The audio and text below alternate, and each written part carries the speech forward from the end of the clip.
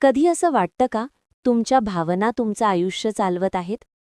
राग, भीती, चिंता, दुःख या भावना तुमच्या शत्रू नाहीत, त्या तुमचे संदेश आहेत. भावना समजून घ्या, कारण ज्या दिवशी भावना समजल्या त्या दिवशी आयुष्य बदलायला सुरुवात होते. राग आला की ओरडणं ही प्रतिक्रिया आहे. थांबून शांतपणे उत्तर देणं हा प्रतिसाद आहे. एक क्षणाचा थांबा आयुष्यभराचा पश्चात्ताप वाचवू शकतो. हेच खरं भावनिक सामर्थ्य आहे.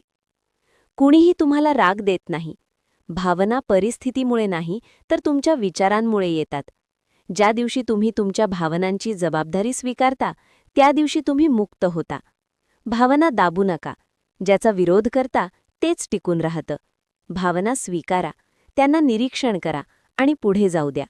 शांततेचा मार्ग इथूनच सुरू होतो. भावनांवर प्रभुत्व एका दिवसात मिळत नाही.